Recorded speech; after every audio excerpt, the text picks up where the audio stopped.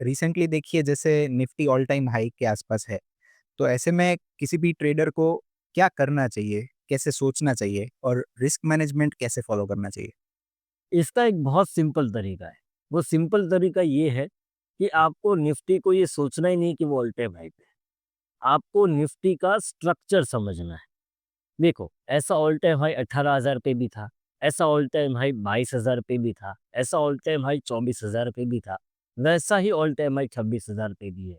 और हर बार ऐसा हुआ है कि ऑल टाइम हाई लगाकर निफ्टी 25% 7% नीचे गया होगा, वापस से निफ्टी ऊपर आया होगा अपने उसी ऑल टाइम हाई के पास। चाहे वो 24,000 पे हुआ हो, चाहे वो 18,000 पे हुआ हो, चाहे वो अभी 26,000 पे हो रहा हो। आपको रिस्क मैनेजमेंट के साथ काम करना है, आपको निफ्टी का स्ट्रक्चर समझना है। स्ट्रक्चर समझने का क्या मतलब है? जब आप चार्ट रीड करते हो, तब आपको ये देखना है कि तेज़ी बनाई गई है या प्राइस एक्शन के थ्रू बनी। तेज़ी बनाई गई है का मतलब क्या है?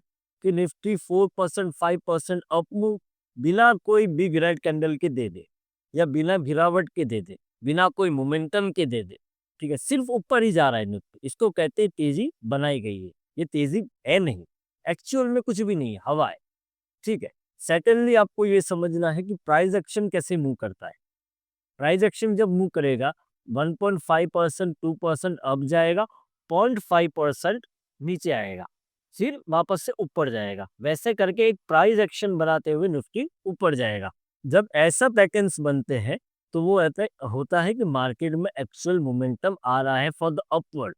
अब आप जब निफ्टी ऑल टाइम हाई पे है, तब 3 चीज़ों का आपको ध्यान रखना है। One is FOMO, second is risk management, third is breakouts. ठीक है, फोमो का मतलब क्या है? ऑल टाइम हाई का मतलब ये नहीं है कि निफ्टी ऑल टाइम हाई को तोड़कर 28,000 एक ही सेकंड में आ जाएगा या एक ही महीने में आ जाएगा, नहीं। तो ये आपको फोमो में एंटर कहीं भी नहीं करना है। एंट्री ले ली है, अब बुलिश हो सकते हो। बुलिश हो, नीचे आने दो, निफ्टी पे प्राइस एक्शन बेस्ड पे एंट्री लो। जब बाय ऑन डिप का बाज़ार है, तो डिप का वेट करोगे। उसकी हाई तो नहीं खरीदोगे, ठीक है? जब बाय एंड डिप है, साथ-साथ मार्केट ऑल टाइम हाई पे है, तो डिप का हमेशा वेट करना है, स्ट्रक्चर को सिम्प्लीफाई होने देना है। अगर आपको स्ट्रक्चर सिर्फ पेड़ की तरह दिख रहा है, तो उस स्ट्रक्चर में कभी भी एंट्री नहीं लेनी है, वो फोमो एंट्री होगी, वो पेड़ कभी भी गिर सकता है। Second is risk management.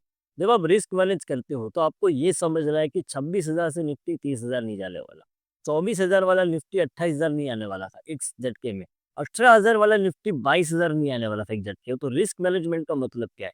कि हमेशा निफ्टी में हर 2 साल में ऑल टाइम हाई लगते रहेंगे। हर बार नए फिगर्स आते रहेंगे, हर बार नए नंबर्स आते रहेंगे। इससे एक ट्रेडर को ना खुशी होनी चाहिए, ना दुःख होना चाहिए।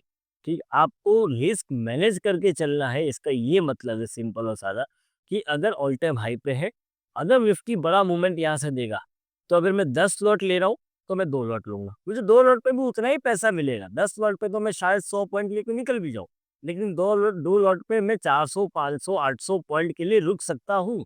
साथ-साथ मेरा रिस्क कम हो गया।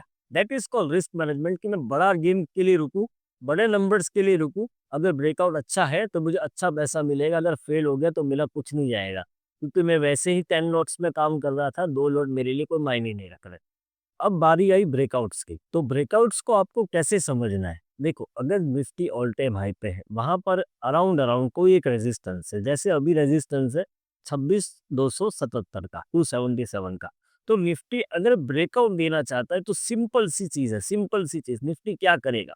निफ्टी तुरंत ब्रेकआउट नहीं देगा, ये आपको समझना है। जब भी निफ्टी तुरंत ब्रेकआउट दे दे, वो फेक होगा। आप ट्रैप हो जाओगे, बाज़ार नीचे आ जाएगा। निफ्टी के नीचे जाना है तो क्या करेगा?